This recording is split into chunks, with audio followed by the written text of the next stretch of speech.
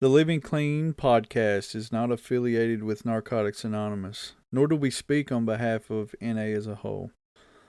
We are simply members sharing our personal experiences and perspectives in recovery based discussions. The opinions expressed here are our own and not those of Narcotics Anonymous as a fellowship. This is the Living Clean podcast. This podcast is not meant to replace meetings, sponsorship, step work, or service. This podcast is meant to be another tool in your recovery toolbox. Our guests are here to share their experience, strength, and hope with recovery through Narcotics Anonymous. Thank you for joining us.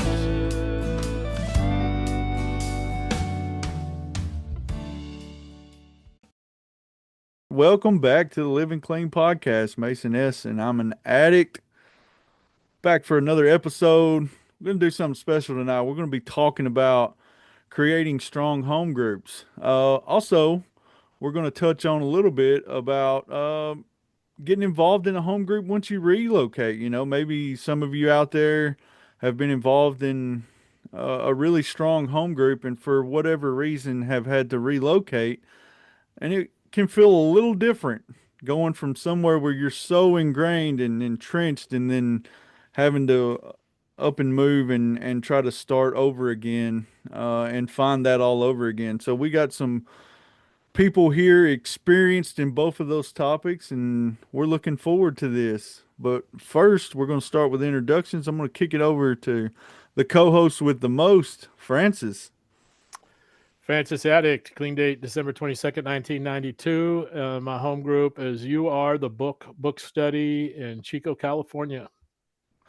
Yes, that's in Northern California, Douglas. As if he's listening. He will. Yeah. If you are listening, make sure you call and let us know that you're listening. All right, we're going to move on. Next is making his podcast debut on the Living Clean podcast be Ricky. Hey guys, I'm Ricky D, and I'm an addict. Um, my clean date is 6/20/16, and I currently live in Oklahoma City. My current home group is No Grass, um, and imagine that. Who would have known 40 years ago that there would be a dispensary on every corner in Oklahoma City? So anyway, No Grass. Love you guys. Glad to have you, Ricky. Welcome. Next, we're going to go to some well-seasoned guest here that's been on here a couple of times. We'll start with Stephen. Hey, I'm Steven. I'm an addict. My home group is a recovery group in Leesville, Louisiana. We did have a birthday celebration today, so shout out to my homies. And my clean date is February 17th of 2020. Welcome back, Stephen. And the last but certainly not least, D.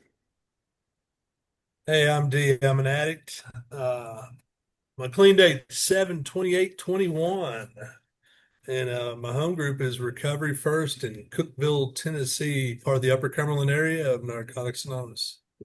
Welcome back, D. Okay. Uh, so let's just talk about kind of where this idea got started for a minute. Francis, do you want to take over and kind of lead us down that path for a second? Yeah, so I got involved with the podcast just after the World Convention where I met Mason. And then went to the North Alabama Convention in Decatur, Alabama. I think that was back in February.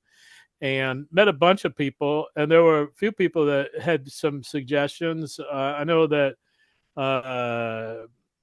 Brady had approached me about a gratitude idea of doing a topic on gratitude. And then Ricky was talking to him. I think it might have been in the hospitality room. And he said he had an idea about doing something on building strong home groups. And so I put it on the back burner. And we had a lot of other ideas that kind of we cycled through. And then I think he reached out to Mason and said that I forgot about him. So anyway, here we are, and like building strong home groups. What a great topic! I'm glad that you circled back, because like I get caught up and forget about shit. Yeah, Ricky. So do you want to come in here just for a second and Well, kind of? yeah, yeah, thank you. And thank you guys for being part of my recovery. And man, there's so many different facets to recovery today. Thank God for that. So yeah, I remember that conversation with Francis, and we were talking about, it was just in my spirit about how that I had had an opportunity 7 years ago to help start a new home group. It was my first experience with helping to start a new home group.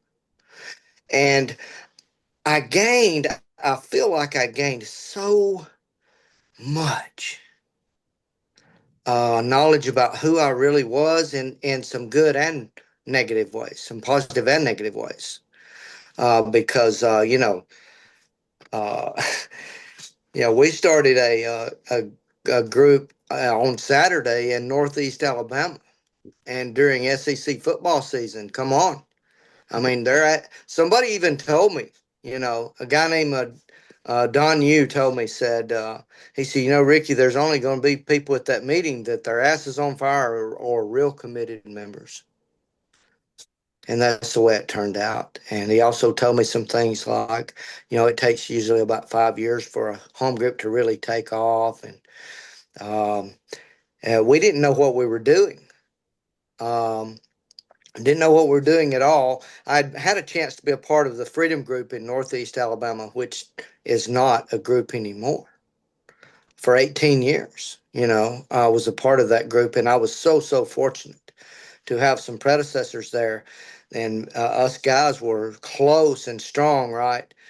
So, anyhow, I wound up, I wound up going, me and another guy that was living with me, a newcomer that was living with me. I was trying to help him out, and he said, "Why don't we just do this?" We'd talked about needing a Saturday meeting for a year, and we couldn't meet where the Freedom Group was meeting. We couldn't use that facility, and they didn't want to get on board with doing a satellite location. And I just kind of got frustrated at the business meeting. I went home and I was bitching to my friend Timothy about it. And he said, "Let's start one." I said, "I don't know what to do." He said, "I don't either, but our predecessors do." So we both of us separately went to some predecessors, and we come up with the same game plan. Pretty much was to study the traditions first, meet at each other's house. Somebody said call it a guiding and steering committee, and we met for 9 months, around about that. And we didn't even start looking for a place to rent until we got to Tradition 12. And that, I mean, that was, you know, and I've asked a funny story real quick. Let me add this so I don't forget. I've asked some people with decades clean. Do you remember what it was like to help start the first home group you got to be a part of, helping to start? The guys had 6, 9 months clean, didn't know a damn thing of what they were doing. Right? I got this one story from a guy named Rick from Florida, on Dickie's front porch. He says, yeah, they let us rent a little small closet in the high school, and our knees would touch. We'd put chairs on each side of the closet, and our knees would touch nearly. And he said, "This is not going to work." And went back to the principal, and they let him go into the lab room. And he said he walk in and he looks on both walls. There's bookshelves with 6 or 8 triple beam scales on each bookshelf, on each wall. He said, "Oh Lord, we're going to have to count these things every time we open and close the door." And eventually, the principal, called him one day and said the set was missing. And he said, "Well, I know it wasn't us." And he said it was all he could do to tell the principal not to F off. And he said, "Well, we'll do a little more investigating." He called the guy back, called Rick back, and he said, "Well, one of the teachers down the hall borrowed a set of those scales." And he said, I started to tell him, well, you need to really keep eye on him. but but anyway, and I ask often. I ask often. I like to get in those conversations about what it's like because I get to share my experiences too, and how difficult it seemed sometimes to not judge others, and what it was like coming to my own understanding of what membership is for me, and not trying to pass that off on someone else, and that they need to have the same commitment or same type of commitment or whatever, instead of sitting at home watching football on Saturday when we're having a group anniversary. I'm just saying. But anyhow, it took a lot of work, and it was a predecessor of mine that I called one time and was able to get on the other side of that. I'd battled with it for a while, and from Arizona. Still haven't met the guy in person. And he kept saying, "You can't do that. You can't be judging them. You can't." And finally, I said, "Listen, I've been judging them, and I want to know how not to do it." And the whole tone of the conversation changed, and I was able to get some clarity on what the course of action needed to be, a game plan where I could be okay, and the excitement of it, and the PR stuff of it, and going and meeting with people to try to get them to rent us a place, and just, man, those are some, like, golly, man, that stuff really still just ignites me on the inside. Just talking about it, and getting to share that with others, and what it was like being a part of that, and kind of, I don't know. I can talk forever about those kind of things. Maybe a little later in the conversation, I got some stuff in my spirit about, moving to a new place with some time clean and some stuff on the third tradition. But I mean, I'm going to kind of share the time here, guys. Thank you so much. All right. Thank you, Ricky. Yeah. So let's, uh, when you were sharing, I just felt led to ask, anybody who wants to jump in, when we talk about the topic of building strong home groups, let's go off of what we already know. Like, if you've experienced a strong home group before, what's some things that stick out to you that's just like that, you felt connected to that group and you classified as a strong home group? What are the characteristics of a strong home group that was important to you as individuals? Come on in, Francis. Well, I love going to when I travel. I'll like I'll go into an out of town, like I'll go to meetings in the place that I'm traveling in, and I'll like judge them. I'm like, do they got literature out? Are they welcoming the newcomer? Are they welcoming me as somebody that's from out of town? Like, hey, how is the atmosphere of recovery? And like I call the hotline and I try to hustle a ride. Sometimes I get people to pick me up and take me to their local meetings, and and sometimes they just won't buy that either. Like, good luck, get an Uber. So like there's some components that I watch for, like when I attend other people's meetings, and I think it's important to like do that in the meetings that I attend. Like, am I watching for people that I don't know? There's a guy that's been coming to my home group that's from Kentucky, and I'm like, oh, a Southerner. I'm gonna welcome him. Like, it reminds me of Mason. And so like I'm just always on the lookout for new people, out of town visitors. Like, what is that? And so like I think there's some primary. Is there literature available? Is there coffee? Like, and like there's just some primary ingredients to the recipe, and if they're not there, then I'm like, fuck that, I'm not coming back here. Like, and I make sure that those ingredients are with me wherever I go. like whatever meeting I'm in, I want to make sure that I'm engaging with other people. That's it. My answer to his question. Thank you, Francis. What's up, D? Hey, I'm D. I'm an addict. Um, First thing that came to mind, so, I've been clean that long. My clean date, I'm getting ready to come up on 4 years. But as long as I've ever been clean since I was 12 years old. So, it's a pretty big deal. I'm going to be 54 this weekend too. So, you know, it's pretty amazing. But I'm going to say this, when I came into the rooms, I had 35 years, of living with a lot of stuff packed inside. I've done a lot of incarceration time, all the stuff. But I had a really tough shell and was looking for somebody to say something. So it was the encouragement, the love. I didn't have people tell me I couldn't do this or couldn't do that. As a matter of fact, they were telling me I could and was going to do some stuff. And turned out that's what I needed to hear. I didn't need someone. I don't, I've heard a lot of different people's experience, and I just don't think if I was told to shut the fuck up and sit down, that would have gone too well for me. I mean, to be honest with you, it would not have. It would not have. I have a long history of that never working with me. So I walked into a home group. My first home group was newcomers. Now, I don't want to shout out. And, I was loved on. And it was definitely a situation where I couldn't love myself. I couldn't love anybody else. I had lost touch with humanity.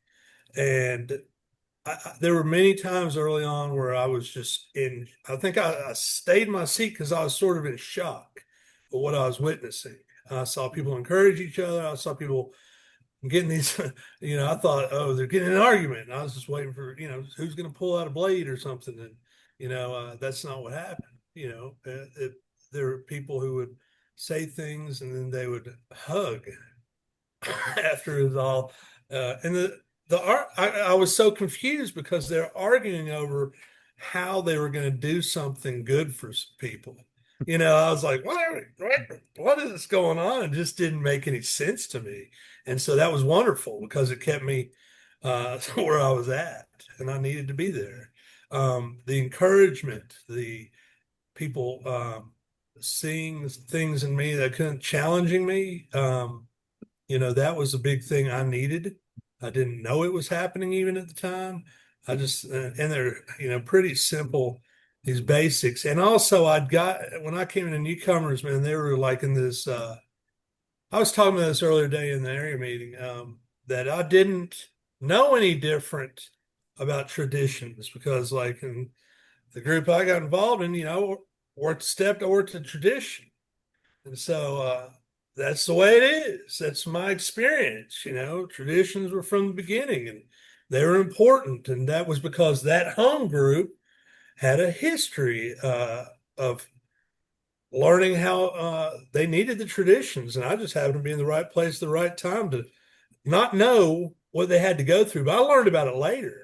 And, like at 3 months clean, 3 or 4 months clean, I went to like my first convention and I was encouraged to go to the history of NA workshop. And that was important for me, for the people I was with to have an interest in that, because see, I got to hear about how people were involved with like very little clean time because they didn't have any clean time back then. And that really encouraged me. I wasn't told I couldn't do something. I was told a lot of things that I could do, and I didn't believe it. But that encouragement went a long ways with me.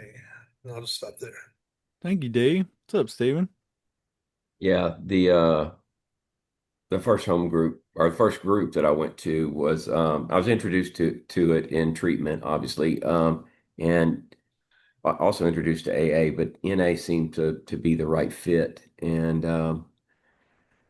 rode in the druggy buggy, and we went to this really big old group. They just celebrate this weekend is their 39th anniversary in Lake Charles, the Agape group, and it's they have They've got an online nightly meeting, and they've got 2 meetings a day, 7 days a week, I think.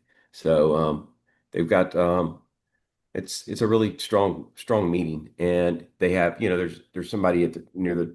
It's not as organized as it was when I got clean a few years ago. There's some things going on. I don't know exactly what, and that's okay. I don't need to know. But when I got there, it was very welcoming. Uh, the guys that were in treatment or that rode in the bus, we sat back there in like a little bit different section. It's like we weren't quite part of, and I can remember wanting to, one of these days I'm going to have a seat around the big tables, when I get moved up, and because I didn't feel like I quite belonged at first, but then they were very welcoming, and very compassionate, and I heard things, of course, that made me feel like I was in the right place. Um, but yeah, I felt like I fit. And even though the people didn't look like me, and I didn't think they acted like me, but I was pretty lost then too. But it was what I needed at the time.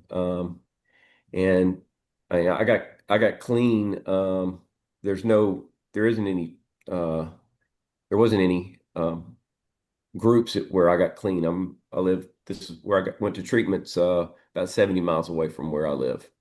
And so actually, Francis and I were having a conversation about, I don't know, something. We were talking one day about, I think he joined the Anonymous for a night, and maybe I was hitting him up the next day telling him, thanks for joining us or something. I don't know. And he ended up getting into a conversation about home groups. And I was telling him that, I was able to, I was at a camp out, and a friend was like, hey, I was telling him how far I was driving 4 days a week, 5 days a week to make a meeting. I was trying to make 2 meetings a day if necessary, whatever I could do, because I fell in love with the program, and fell in love with the welcome that I got when I was first there, and I wanted what y'all had, and so I stayed involved in that process, and but I got up and was cooking breakfast early at a camp out that my sponsor carried me to. He carried me there, and I was like, "Where am I going to sleep?" And he's like, "Figure it out."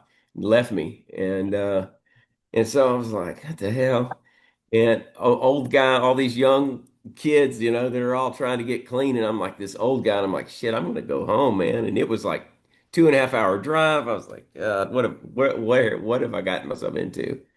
And of course I get up at 4:30 every morning, five, some old man shit. And I go into the kitchen, and there's my guy, and another old guy, and actually I do some service with him now at the regional level, and but he I was like, what can I do? And he's like, man, he said, do whatever. He said, I'm just getting coffee, and I was like, okay, you know, looking for somebody to tell me what to do, and we started having a conversation, and I was telling him he said, why don't you start a home group?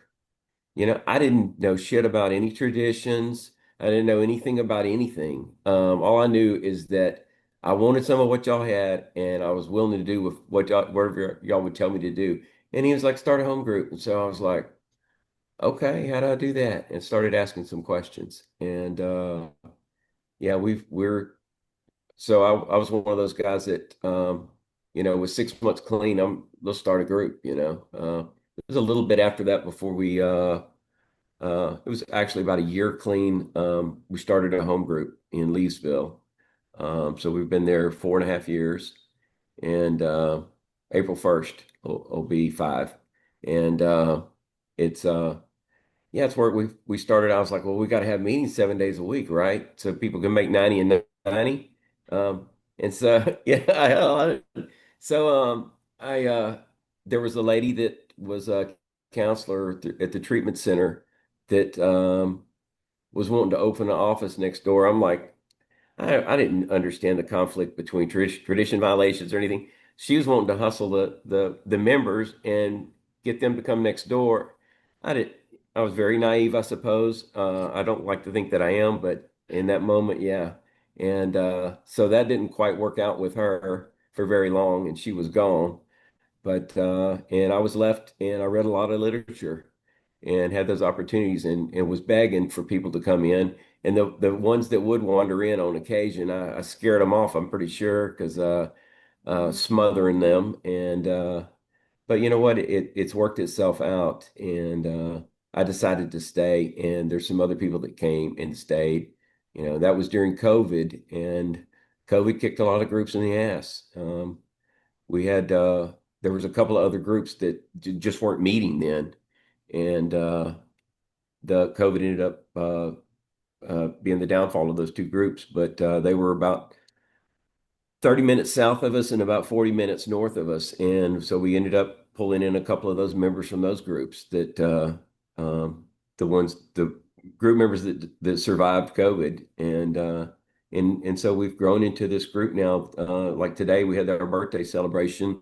We had 9 celebrants with Unreal. 39 years combined clean time for a Wow. little group. You know, that's pretty cool.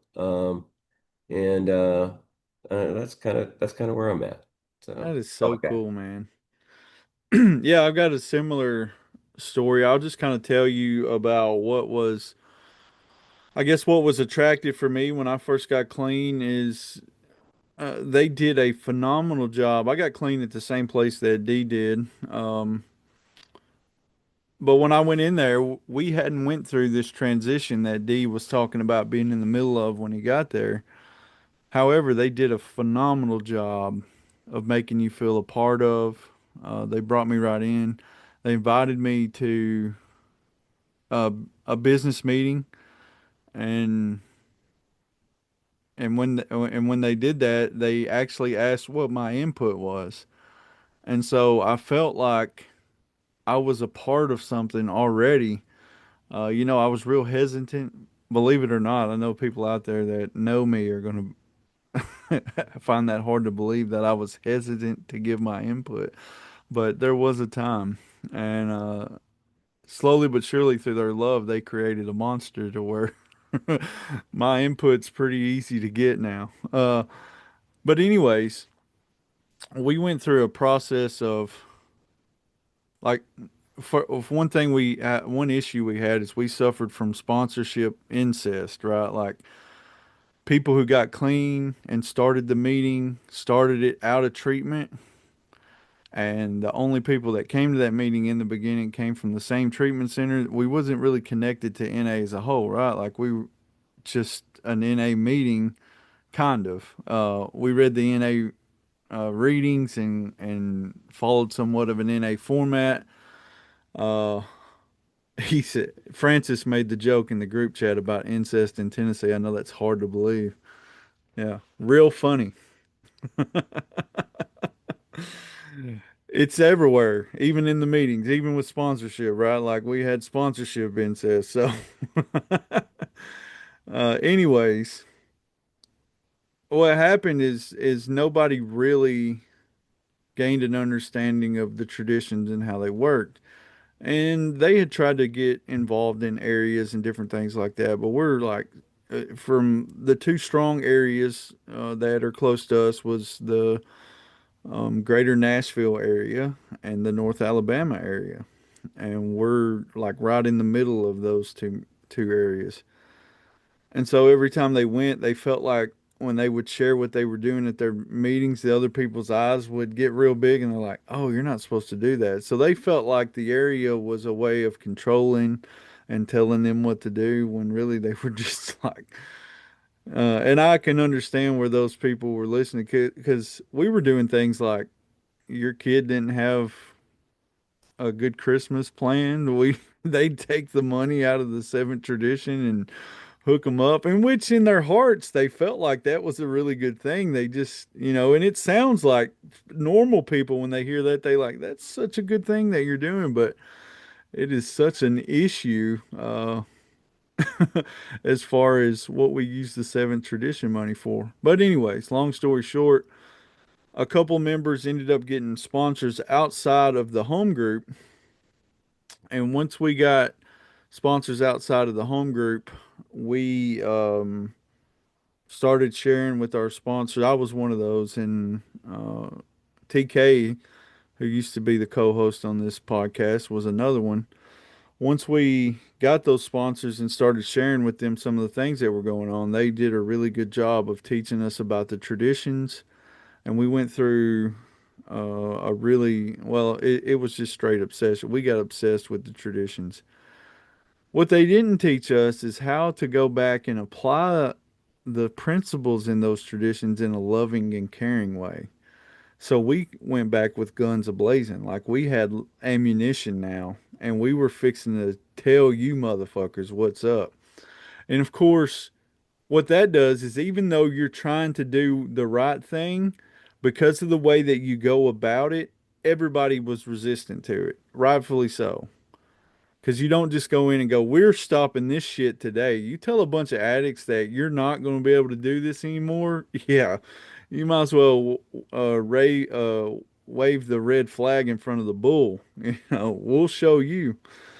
But, anyways, over time, one thing started to change. It would start off small and then eventually it started to grow and people started to develop interest in the traditions, and that's right around the time I think D that you came in, and we really got to see the benefits of what we thought we had a strong group before. But the key to the strong group, and that group that D and I are referring to, was built around the principles inside of those traditions. When we started to apply those is when it really changed. And we went from where if you were going to do 90 and 90 in our town, you could go to 3 NA meetings and then you had to go to 4 AA meetings. And once we started applying these traditions, it eventually grew to where we had 7 meetings a week. You could do a 90 and 90 in our town, in our fellowship. And eventually we started a second group, but we'll get into that a little later. I'm going to go back to you guys with your hands up. Let's jump over to Ricky real quick. Oh, there's the unmute button. There you go. No, I was just kind of reflecting back on, we're talking about, things that went on as part of being an active member in a strong home group. I'd mentioned the Freedom Group earlier of Northeast Alabama. That that group was in a rural area, and when I started going to that meeting, we already had a noon and a 7 o'clock meeting every day and every night, except for Thursday. I believe Thursday at noon. And I went to a business meeting and I said, I'd been going for a little while. And I said, well, sometimes I forget what day it is, like we can do sometimes. And I show up here and nobody's here for a meeting on on Thursday. And somebody spoke up and said, well, do you want to commit to chairing it for 90 days? I said, sure. So we had a noon every day and a 7 o'clock every night. And then we had already had a 10 p.m. on Friday and Saturday night candlelight meeting. And I had no idea of how fortunate I was in a rural area to have had that in Albertville, Alabama on Sand Mountain, to have been able to be part of something of that magnitude. We had, before it was over, we had 23 meetings a week in one place. Yeah. We had a 5:30 meeting we had to add, and then there was I think on Saturday or Sunday, there was a 5:30 Spanish speaking meeting. Yeah. And so, I mean, it was amazing what happened. But what I always go back to when you talk about how a strong home group acts and what we see when we first get there, right? I was really early in recovery. My sponsor asked me to go to Surrender Under the Stars in Chattanooga, Tennessee. Yeah. And we're going to make it a men's camp out for our group that weekend, and we were going to leave on Saturday at noon. So my sponsor said. And the original time really to leave was at 10 a.m. And I thought, well, I can work a half a day. I got my stuff in the car. I can go meet the guys at noon. When I get out to my car where my phone's at, I see all these missed calls. And I call this guy Tim back and He said, we thought you were going with us. I said, I'm on my way. Weren't we leaving at noon? And he said, no, we were going to leave at 10 o'clock. Hurry up. We're waiting on you. Wow. Man, the magnitude of what that done for me, right? Nobody ever waited on me before. And the game we played out there, man, it was every man for himself. But nearly 2 hours, like an hour and a half. My sponsor told me he's coming. We can't leave. And sure enough, they waited on me. I've been to that camp out every year since 2001. Wow. I found some answers I needed there. Yeah. you know. And that's a special, special place, man. There's something I find there, and God prepares my spirit for whatever the next phase of my recovery sometimes is. And before I go, I start getting these little hints of what I need, and sure enough, it'll just open up just as wide as everything, and I can just take it all in, whatever is seems to be like the next big stepping stone of my recovery every single year. My sponsor and I, we go on Thursday, a day early. We pay the little bit extra money and we spend Thursday together. Last year, we got to go over my 12th step there before I changed sponsors. Because I used to live in North Alabama, and moving here was not. I didn't have any idea how to do that, but so anyhow, you know, the fact that those guys waited on me, and the fact that those guys had a strong program in their life, and as a group, I mean, that's what we do as a group, right? We share our recovery with one another, is what the group booklet says, and then we can better help the newcomer when they come in. We can do it together better if we share it with each other for a while first. Yeah. So, I mean, that's my understanding of what that means. So, it's just something so, so, so special. I had no idea how fortunate. Just like those guys, I think, that got to be part of the literature committees. I don't think I mean, they had an idea because I've talked to some of them. They had an idea, but they didn't understand the complete magnitude of that. How could you?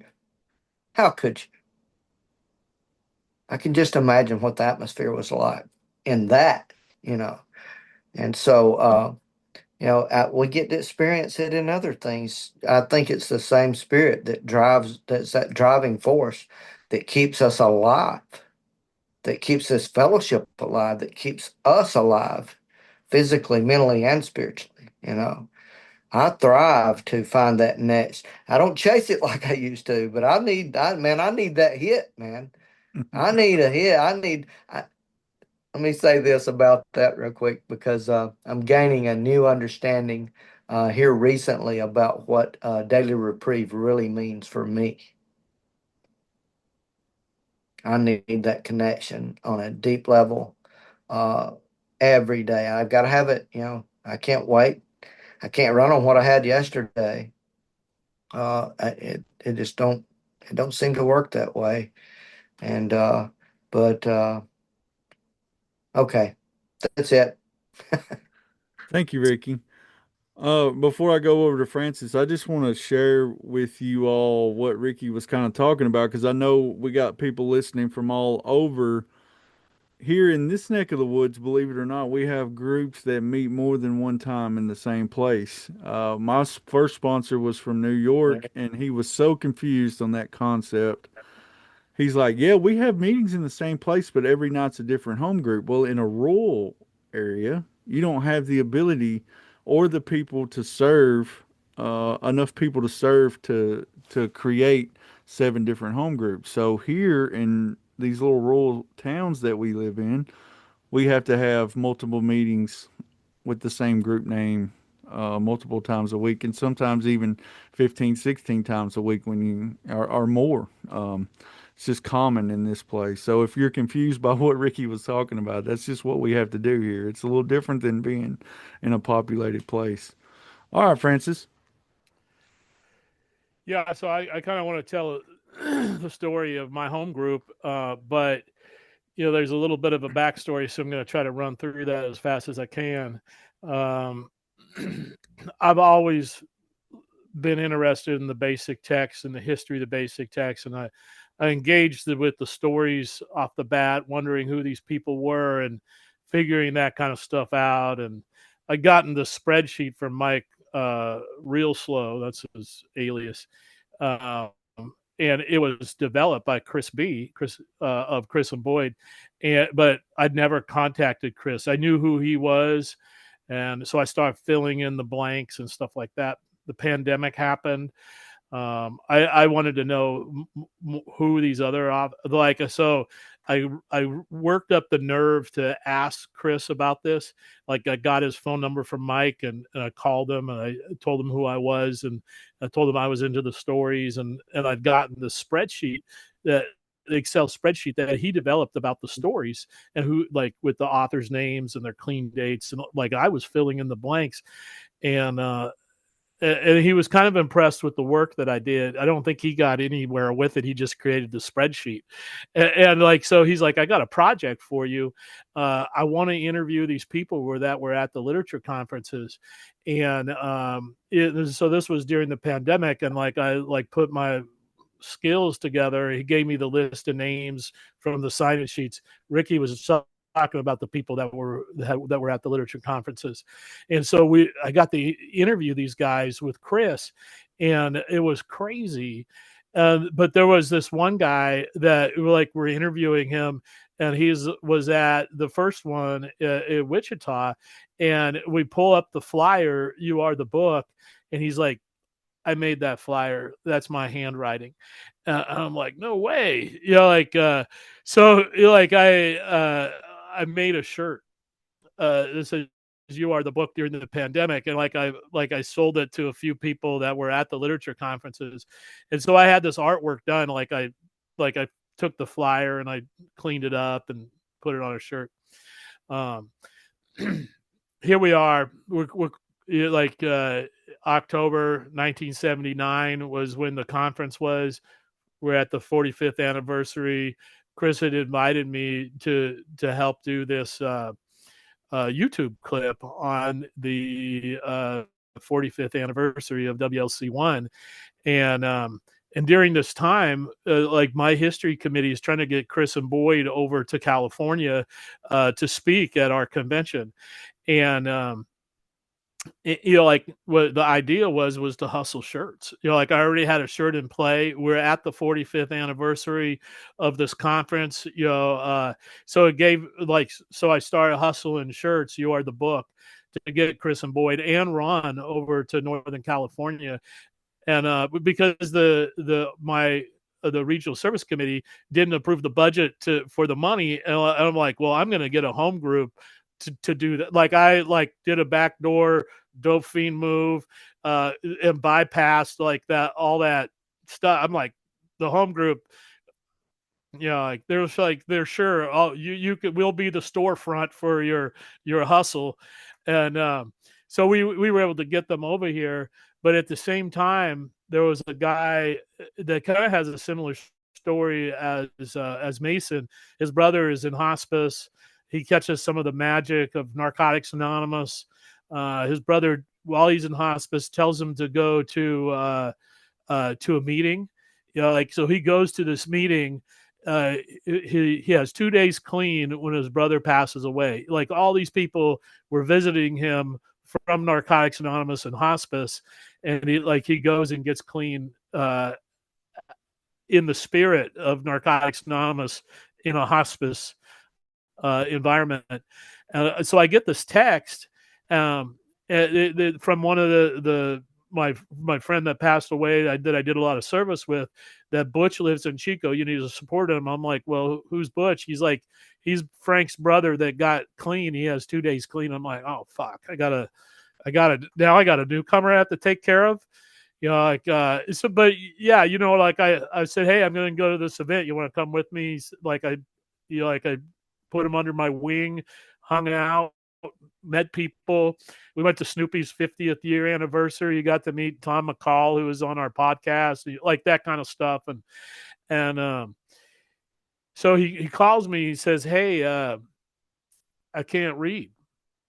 My sponsor wants me to read step 1 out of the basic text."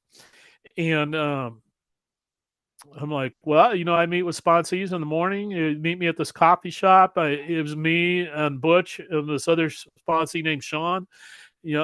Like we read the basic text. We took a play out of the Living Clean podcast. Like we have this Living Clean book study, and we read a paragraph and we shared about it, and we all shared about it. Like, what is our interpretation of this? We took our time reading each paragraph so he would understand it. And I think that like we get our format in the Living Clean podcast from the Anonymous podcast, but we're doing this in person at a coffee shop. We outgrew the coffee shop. This was in September. It started getting cold outside in the mornings. At 6:30 in the morning, we like to meet my meetings, like my work schedule. We moved into an apartment. Sean, the sponsee that was with Butch, he relationship got funny. Like he had to get a new apartment. There was nothing in there. We had a whole living room full of camp chairs in his living room. It grew. Like it grew into an apartment. And then the place where we were making You Are the Book T-shirts, the guy said, "Hey, you guys want to bring your book study over here? We can do it over here."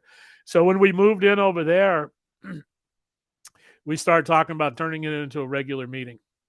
And they like there were some people that were against it, and they said, "Well, we don't want it to be like that. Like we don't want to change anything about our book study." So like I checked in with everybody, like the autonomy type of a thing. We don't read anything.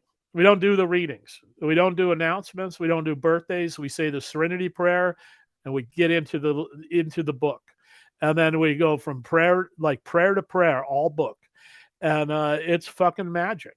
Like for people that get up that early, right? Like some people want to sleep in, they don't show up, but we get into it and we talk about the literature, and I was like, it feels like interviewing these people that were at the literature conference talking about God, like being present, and like the engagement in our literature feels like those interviews I did with the people that were talking about, like the magic of the moment. Like we have to get this done because addicts are dying.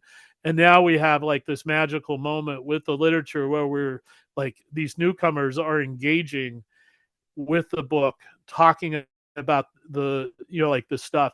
And we're in the traditions right now. Like we're like we started at the front and we're like in chapter 6, and we just started tradition 5, and and for these like people that are new, like they don't get to learn about the traditions like at a regular meeting, like because everybody's talking about themselves and not talking about what's being read.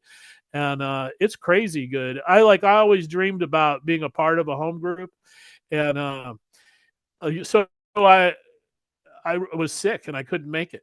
Right, and I texted one of my people from the home group. I said, "Hey, I'm sick. I'm not making it." I got a ton of texts from people asking me if I was okay, if I needed anything. That's never happened to me. Like I have never had a home group where people missed me. Like I live in a town like about 100,000 people. We have an NA hall. There's like 3 meetings a day there. There's meetings around town. Like I've never been engaged in something where I'm missed. And all of a sudden it's happening. But it's not because of a resentment in a coffee pot. It was because I was trying to help a newcomer read, and it turned into something special. And I am so afraid of fucking that shit up. You know what I mean? Like we have our business meeting, our group conscience on Thursday. And I tried to the best of my ability to stay out of it. Like I have ideas, but like I don't want to mess it up because it's a fucking special thing. Like we're planning our first event. We're going to do a PRBQ. Stole the idea from the Orange County Fellowship, or like we're planning a book drive for public relations. We're a book study. We're going to do a book event. Like we donate books to newcomers. Like we do stuff around the book, and it's really neat. Thanks for letting me share. That's so good, Francis. Thank you. What's up, Steven? Sharing after Francis is intimidating. Uh, yeah, I feel like, yeah, everybody on the team is like, all right, we're playing shallow now. So there you go, Francis. I got your sports analogy out of the way. Uh, the now the I love what you're doing, Francis. That's really cool. That's something our group has started doing now is providing a basic text for the newcomer, and because our group is it's cool. We're thriving. That 7 days a week has held true. We haven't backed off of that. Uh, well, that's not true. We knocked it down to 5 initially from the 7, and then we picked up the weekend. Let's try it for 30 days and see it goes. And about a year in, and it's stuck. And I think our average attendance is like probably 12, something like that. And we've got a military base about 15 miles from us, and but we're a town of in the incorporated area, 6,000 people. So it's not very big, and but we've got something. Yeah, people have been telling us for a while. Y'all really have something special going on there. We do literature study 2 nights a week, and I don't know how many times we've been through the basic text, but it's a lot. And we've had people that come in, they're like, I can't read. So that really kind of hit me in the gut. I like that. And it turns out they kind of could read, and they learned how to read by reading a sentence, or they would read a little bit, or they would, what can I? And so we would help them, and some of them would memorize what was being read. And it's cool the way that works, and the way that with the experience of being able to make somebody feel welcome enough that they're able to draw on some courage that they didn't know that they had. And yeah, that's but it's the group that does that. It's not the individual, in my experience. And it's not, I like to, I wanted it to, I wanted to take some ownership of the group originally, of course. I was new. I needed to feel good about me. And it seemed like, that's what I was supposed to do, is a real truth. And I've just about broken people, where they won't call me the mayor anymore, but, that kind of got old, real fast. But yeah, there's the mayor, I'm like, God, shut up, I'm so sick of hearing that shit. But and they could tell it bothers me, so of course they don't stop. And but yeah, I gave up my meeting Monday nights a couple of months ago, right? My meeting. But it was the I would do a living clean literature study, and then once we get through the book, we'd start again, and we'd start again. I fell in love with the living clean book whenever I first came in, um, and I gave it to the group gave it to a really good friend of ours that switched home groups from Lake Charles, and is a little closer to Leesville, and that's 70 miles gap there. But he decided to start showing up for our group because he really likes what we're doing there. And so I have no obligations to my home group right now, which is really cool. And it's nice to step back, and that spirit of rotation that's an important part of what we do. So I don't know. That's all I got. Well, thank you, Steven. From one mayor to another, I really appreciate you. Yeah, you're not the only one that somebody's given that title to, and it does suck. But Nice. yeah, I told a story earlier about what made the newcomers group in Hohenwald very strong was really getting into the traditions and getting a couple of people excited about learning about the application of that at the home group level and what that looked like. And eventually, even in this small town, you talked about 6,000 in your incorporated area, and we may have half of that. Uh, like we call it a city and a county. Like the city's got about 3,800 people, and the county has got around 11,000 or whatever. But we eventually grew to a place because of the members there falling in love with the application of the traditions to where a real it became realistic that we could start another group. And of course, it was very controversial because it's change, and there was a lot of fear behind it, and it's still ongoing. Some of the backlash from that, but we indeed did start another meeting, the Dark Side of the Moon group here in Hohenwald, and we took what we learned from that other group, and our idea was not to do newcomers group 2.0. We wanted to, because look, 75% of the people that come in the newcomers, they love it, maybe even more, maybe more like 85. But there was still 15 or 20% of the people that would come in that it just wasn't their flavor, right? It's not that they didn't like cola, they just preferred Pepsi instead of Coca-Cola, right? So that was our idea. We've grown to a place now to where we have enough people who could serve and support two different groups. So we started a second group, and it's total different philosophy. It's a different group format. It's a late night candlelight meeting. Um, we do the key tags different. We do the readings different. We close the meeting different. And it's just a different flavor, but at the same time, it's still cola, right? Um, and so what that's done is that's given people, and some of our members are people who have been away from NA for many years, who've been clean for decades. It gave them an opportunity to get back involved. It gave some other people who are not comfortable in a huge group an opportunity to come in, and like we got the lights off and got a little candle going. So if you're really uncomfortable about being in a room or talking in a group of people, it's more comfortable to kind of get engaged, and it's really been a really good thing. And what that has led to is an old dream that we had back in 2019.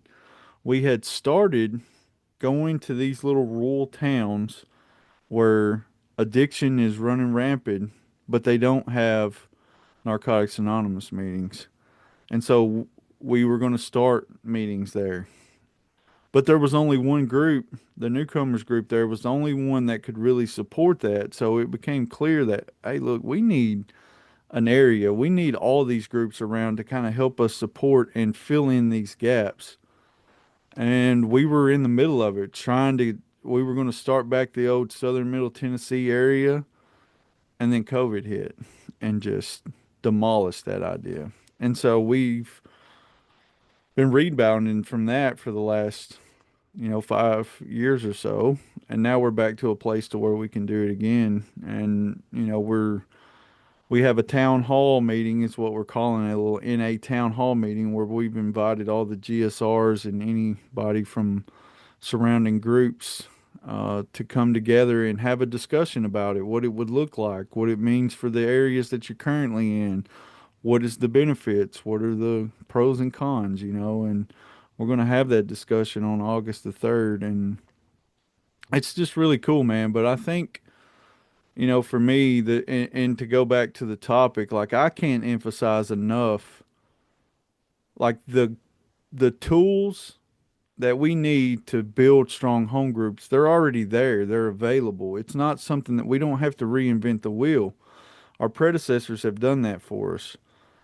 So we have literature and we have different things on how to start a home group. You know, we have starter kits that you can order that kind of get you off the ground. It's like $7, and we have a guide to local services and that teaches us how to get involved in an area. And then most importantly to me, we have the 12 traditions.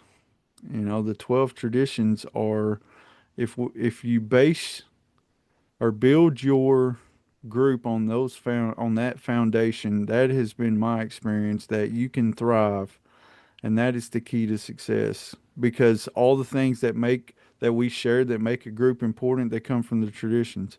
Welcoming, loving, making people feel a part of, self support, all the way down to anonymity, right? Like those are things that are essential to a thriving and healthy group, and it's already there. It's available to us. You know, we don't have to reinvent the wheel. What's up, Ricky? Yeah, it just kind of brought my mind back around to studying the traditions before ever starting the group that we started in Boaz, Alabama, and you know also coming to an understanding of some of the traditions for myself of what it meant to be a member of Narcotics Anonymous, specifically Tradition 3, right? I just pulled it up a few minutes ago, too, if I can get to it here. Um, in the It Works How and Why. Uh, it goes into specifics. Of course, the only requirement is a desire to stop using, right? But then we get to looking at, well, what about is it right before the applying spiritual principles part, tradition 3 of It Works How and Why. I believe it's page 108. It says, many of us know when we walk into our first meeting that we're addicts. It's not something we have to decide, it's just a fact of life. Membership, however, means more than just being an addict, it means making a decision. If we identify with what we hear in NA and relate with the people we meet, we will want what NA offers. So long as we have a desire to stop using, we're free to make that decision to join Narcotics Anonymous. Then, once we've made that decision, we need to follow it with a commitment to the principles of NA.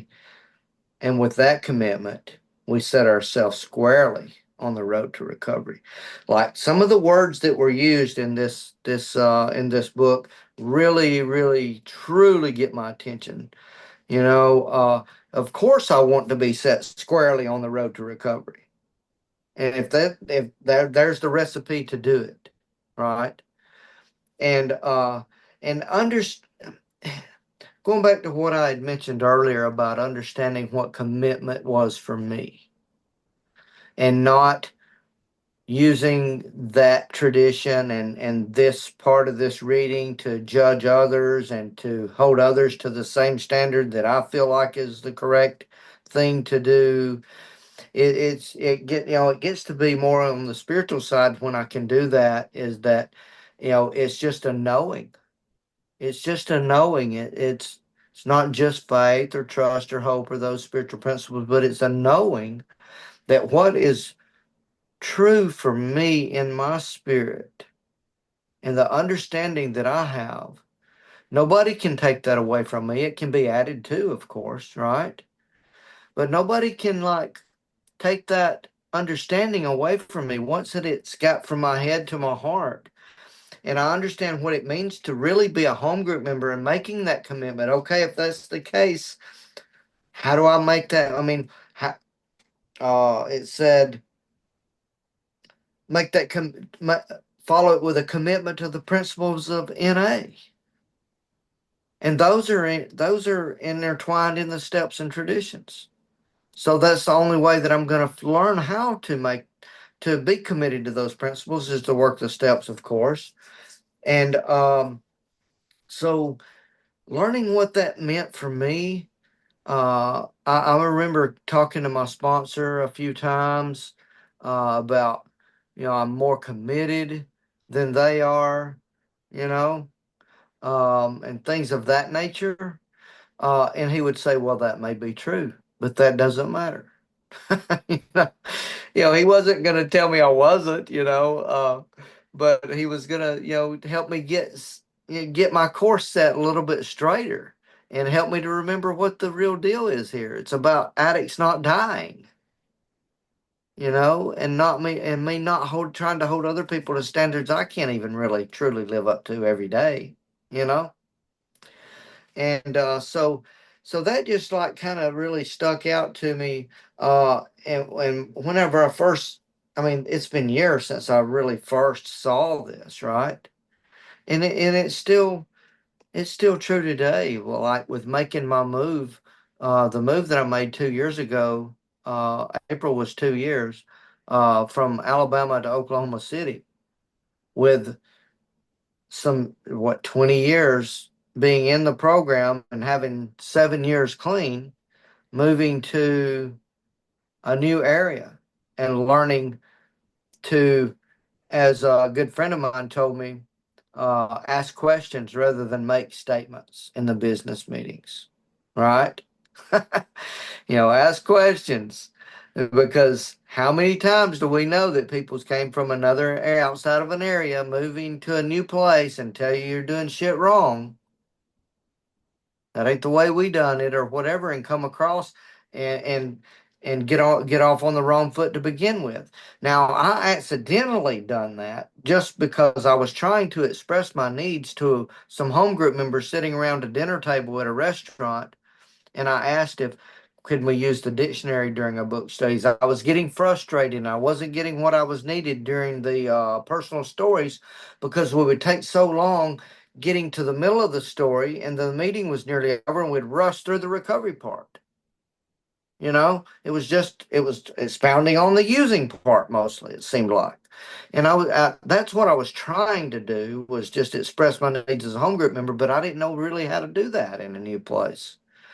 And I didn't know how they done things sometimes, and it was different. And as I began to try to do that, I did start asking some questions, but member, original member of that home group, um, or very soon after it started, the group is 42 years old, 43 years old, I think. Right. And he spoke up and he said, "Well, we must be doing something right. It's been going on for over 40 years." And I'm like, I right then I got that check in my spirit. I'm like, whoa, he's on the defensive. I need to back off of this. And I went and talked to my predecessor again over in Arkansas, which I got to spend a lot of time on that guy's front porch, right? Because back and forth from Alabama to Oklahoma, I mean, way before I moved here, because my daughter, I'd come see her and I put the effort into mine and her relationship, right? And that Hot Springs was halfway pretty much. And I would stay over, and I got the invite, and it's so good. So anyway, I went back to him, and he's like, "Well, Ricky, you just continue to do the best you can do, continue to ask questions." And so I went to this guy and tried to explain that I was just trying to let the home group know what my needs were, right? And I wished I would have been a little bit better on my game that day, because he came back at me with a question. Well, have you ever been part of a group where somebody comes in from the outside and tries to tell you you're doing things wrong? He was still on the defensive, and I was trying to bridge the gap there, right?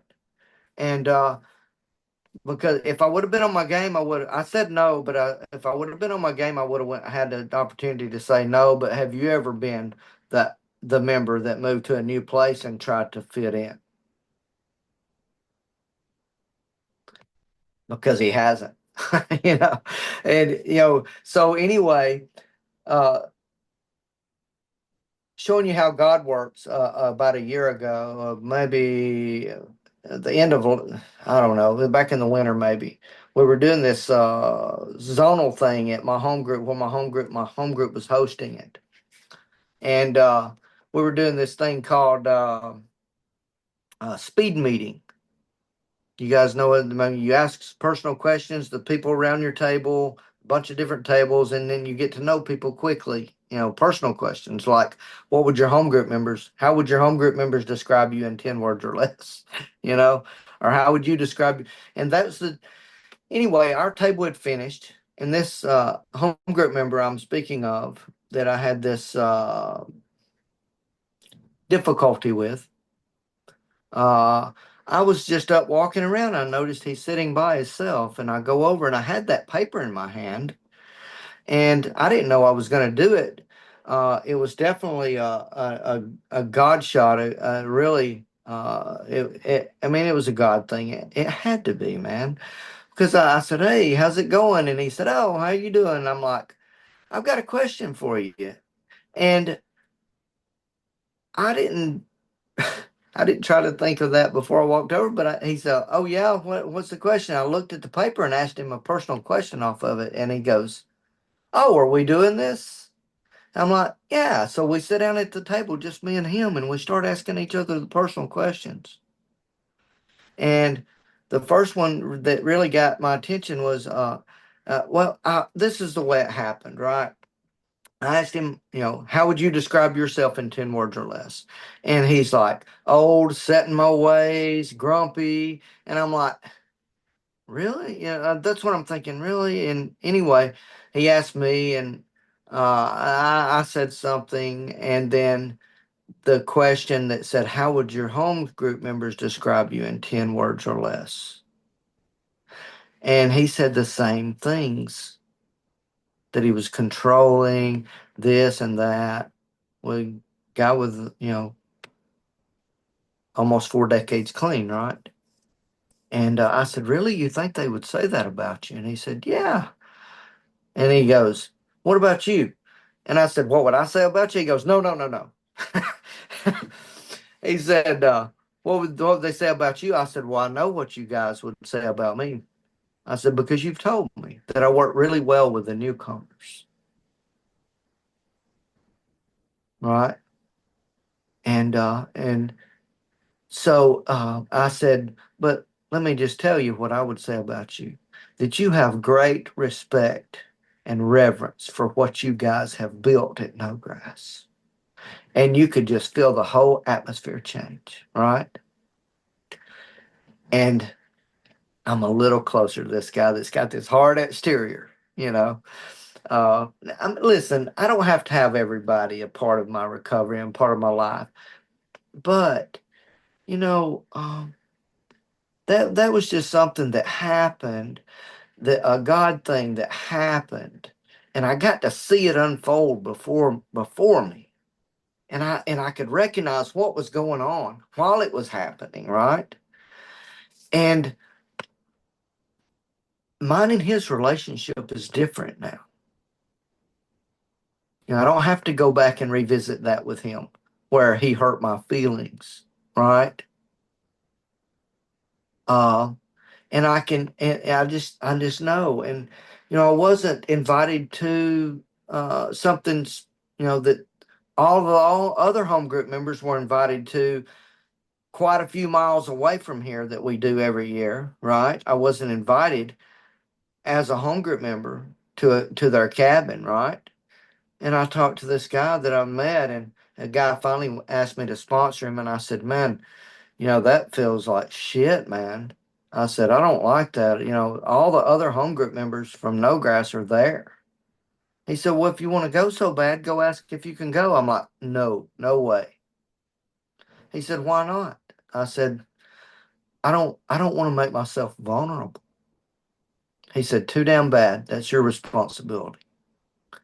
And I'm like, oh, fuck this guy. So I go and I start to ask, and still the answer wound up being no, but I got cut off by this guy, right?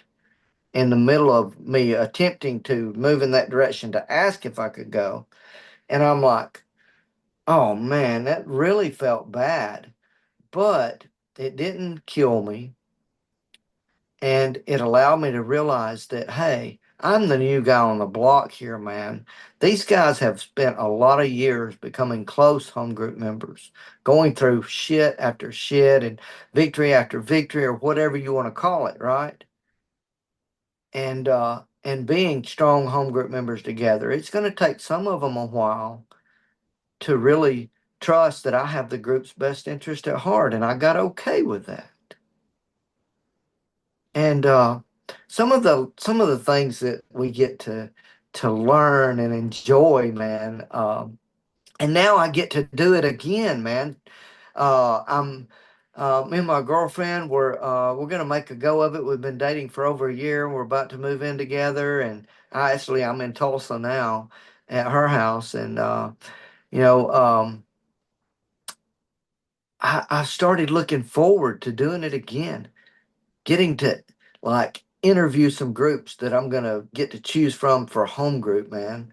Uh, and going to their business meetings and sitting back and listening, and you know, and which brings up one more point I wanted to make.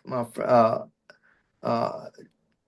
what I'd read about Tradition 3 earlier, sharing that kind of stuff with newcomers when they decide to become home group members and teaching them, if they're open to it, about what membership is, and give them all the tools to work with so that they can truly make that decision if they want to, and they know what they're making the decision to do.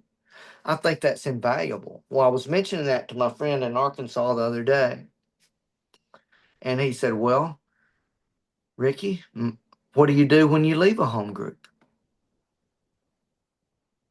I said, "Oh, maybe I need to write that stuff down.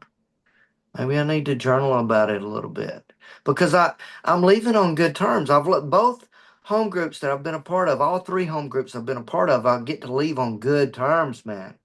And that's not always the case, right? So I'm not going to worry about what I would do if I'm leaving on bad terms because that's not the case. I'm just going to look at the positive sides of it, and I get to call my friend back because I told him, I said, let me think about that. I'll let you know what I come up with. He said, that's what I was wanting to hear, you know? And so, I have listen, I realized I wasn't dreaming big enough a couple of years ago, man, with what I do for a living, with my relationship with God of my understanding, with what I want out of life, the commitment I have to my children and my grandchildren and home group members and my brothers, and uh, oh man, wow, and I started like. It's probably got some to do with my age. I'll be 56 next month. So, some of those things become more clear, right? And I get a chance to really practice what I wrote about in my last four step about what's most important in my relationships, right? That's good stuff, man. That's good stuff when you realize it's coming to fruition, and I'm actually practicing those things now. I know it's a part of me. I know that it's my God-given self that those things come from, and that old self is getting to be less. I just want to be a little bit more selfless, man. And thank you guys. Love you. Thank you, Ricky. Hey, Stephen, before you jump in, I wanted to show you this. This is a medallion that they got me. I don't know if you can see it, but it says mayor. Nice. Oh, yeah. Go ahead, Stephen. Yeah. So yeah, Ricky brought some stuff up that came to mind. Um, that compassion piece is so important, man, to the success of a home group, and especially starting a new one. Um, and every group, I suppose, has that grouchy old son of a bitch that's like, don't you sitting out there in his lawn chair just waiting and wishing somebody would cut across the corner of his yard so he could tell him, give him a piece of his mind. And there's those guys, we've got one and I love him and he's not healthy right now and he's old and he just turned 79 a couple of days ago and he's not really doing well. Um, I was able to help get him home the other day, and he and I, man, we're oil and water, and um, he has taught me so much about tolerance and about compassion and about um, being okay with. Man, I have prayed. that old son of a bitch would go on and not show back up, and and that's really not who I am, and that's not okay. I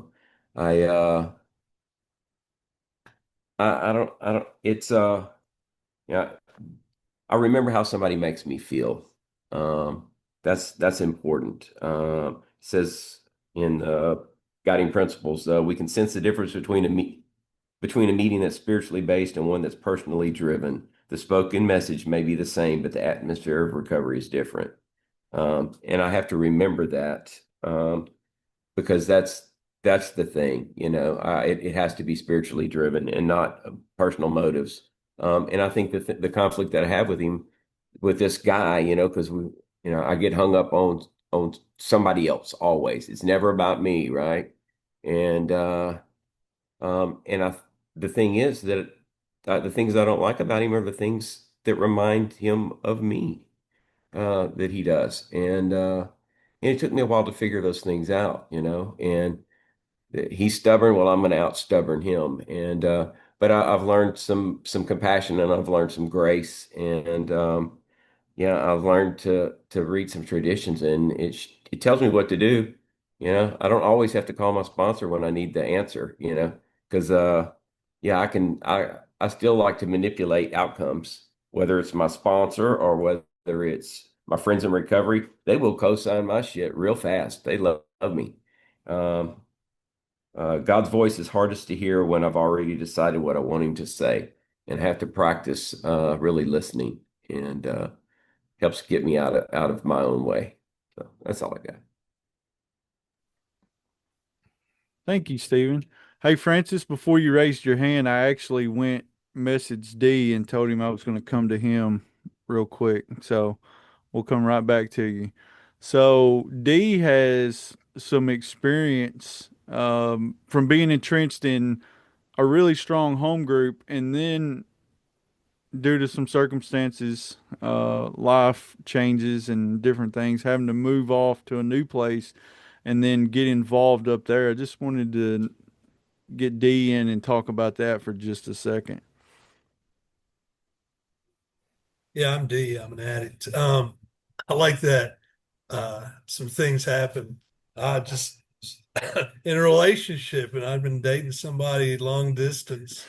And as we were dating, and I'd go to visit. I started getting interested in possibly moving there, but it was I'd say the best thing I possibly did was I consistently talked about what I was thinking with people. I was being very transparent, and when I went up to every time I'd go to visit, went to meetings, checked out what they had around there. And that was suggested to me. I had a lot of guidance. I took suggestions. This program works. I said when you work it, right? What does that mean to me? That means taking suggestions and doing the damn thing. And well, I found, I could take suggestions. Some things work for me now. Some things, I don't know if they'll ever, but I'll put them up on a shelf. I like that idea. But anyway, so I found a wonderful home group in the town I was moving to. But, I made relationships there before I ever moved. I found some people and started communicating and build my network there. And then when I moved, I remember moving to town and going like, oh my God, they don't have H&I. And the thing about it was I was told early on, was guided to get involved in H&I. I was told to do H&I, you don't get high, so that sounded good to me. And I got involved and I was like, whoa, hey, there's my people too. Because first time I was able to walk out of a jail on my own accord was pretty damn cool. So I wanted to do that some more. And you know, there were some things in the town when I moved here in the home group that were just different. Oh, change. What the hell? This isn't the way I'm used to. And so, uh, I went to judging some shit immediately, but I had some great suggestions on that. Like, I think it was JW I called one night. He goes, well, what's going on at the business meeting? I'm like, I don't know. I haven't been to a business meeting. And then he told me to go to business meeting. And I think I called Mason that night too, and he told me to go to business meeting. Then, of course, last person I called was my sponsor, and he said, "Well, what happened at the business meeting?" And so, you know, couldn't really get away with from that one. So I was like, "Shit, I guess I need to ask when the business meeting is." And I went, and I listened, which was not what I wanted to do. I wanted to do exactly what everybody else was talking about. I wanted to let some people fucking know what was really needing to go on. And I didn't do that. I do that sometimes, but I don't do it in that manner. I found that I can have conversations today. I learned that through I really think in the relationships with my sponsor and through different people, and then also sponsoring people, it helped me more and more to learn how to have conversations and listen to what the other people are saying. And then I don't always have to respond, but by doing that, we got to get in the solution. We got to have discussions about, well, how can we actually look at our primary purpose? And then I got involved in the area, and that led on to getting involved in the volunteer region. So this all started with doing the things people suggested that I do. I continued to talk about that whenever I'm talking about anything to do with Narcotics Anonymous. And none of the things that worked for me were my idea. I didn't come up with any of the shit that works for me. It was in the literature, it was in my step work, it was in the work I did on myself with my sponsor, and also, I'm a firm believer in it's a spiritual program. The words indifference and intolerance towards spiritual principles, that that has stood out in my mind since early on, because it made perfect sense to me, because I guess I had been indifferent and intolerant toward those spirit. It resonated with me, and it still does. I still know that is my. If I head down that path, that's just dead end for me, man.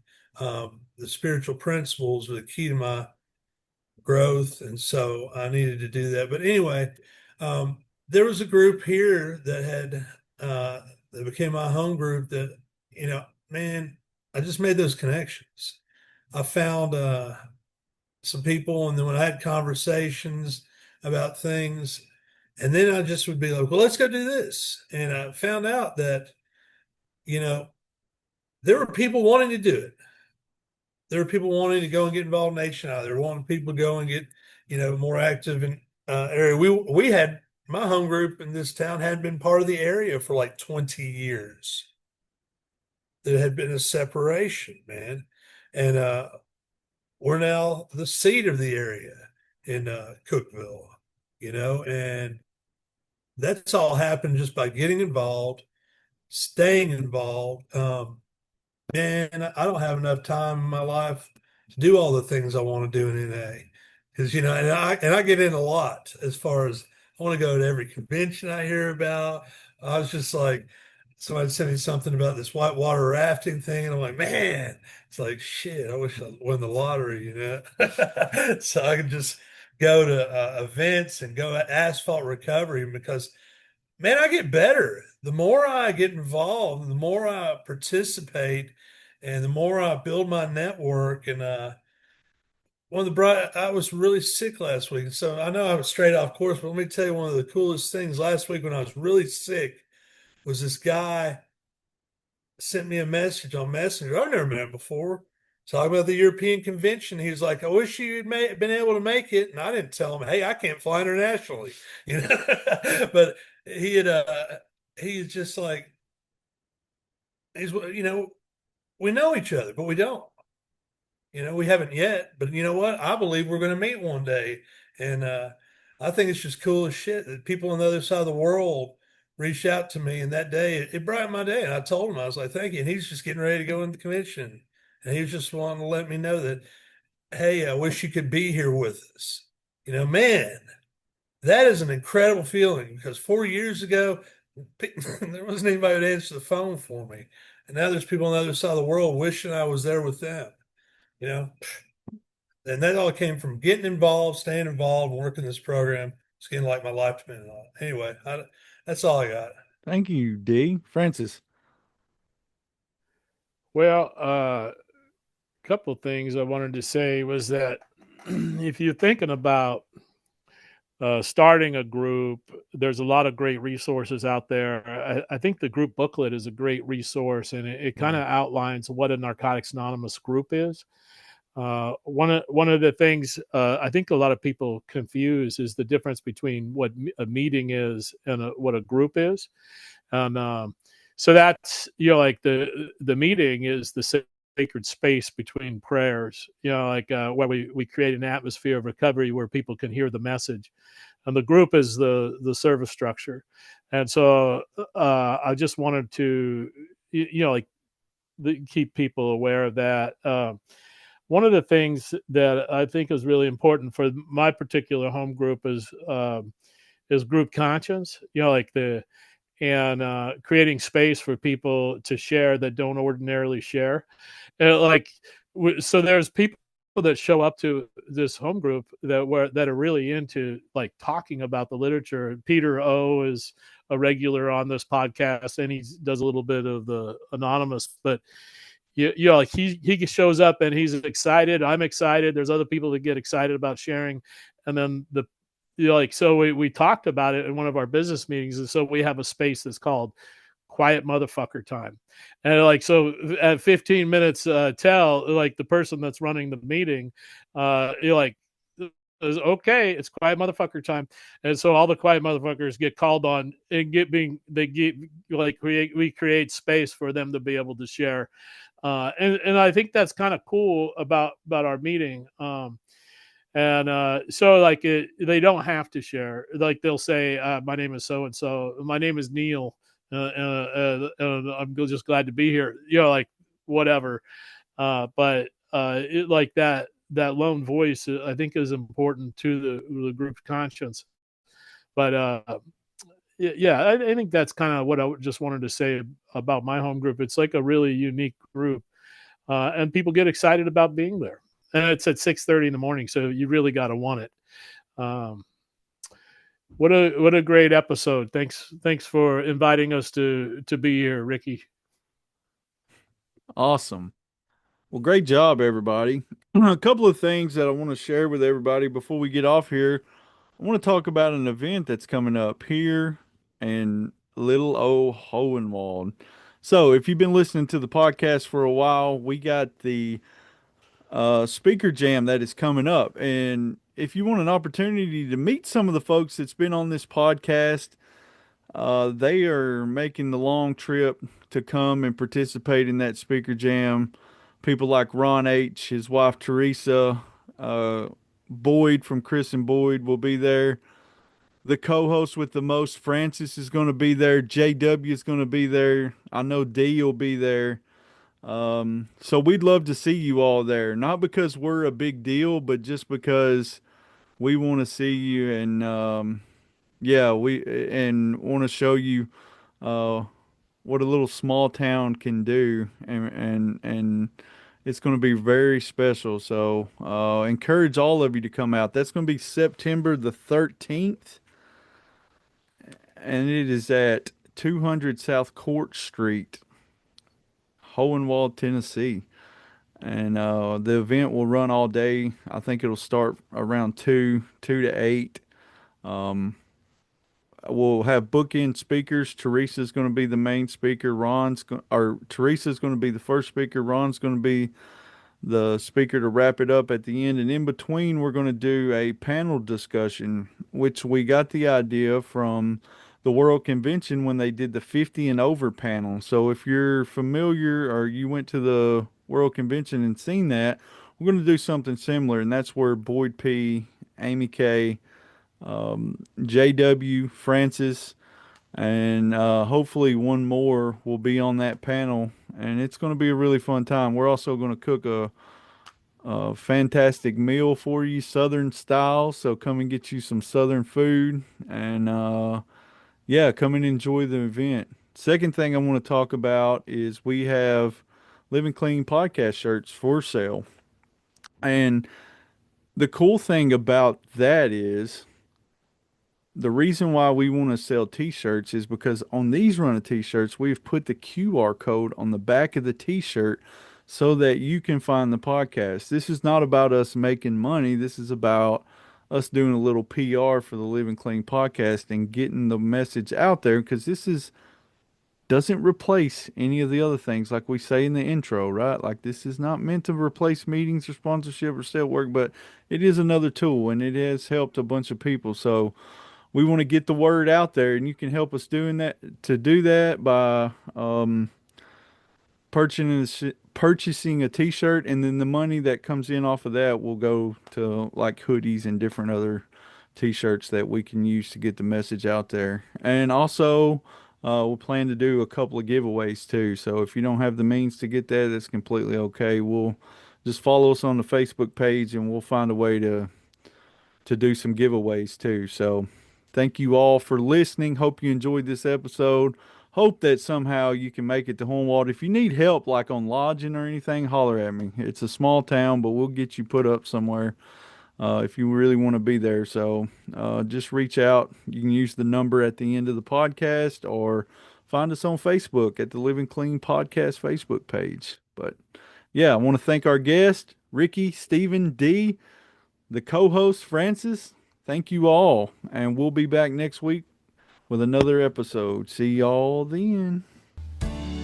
Thank you for joining us on our Living Clean podcast. This is another platform that we can share our message of recovery, which is any addict can stop using drugs, lose a desire to use, and find a new way to live.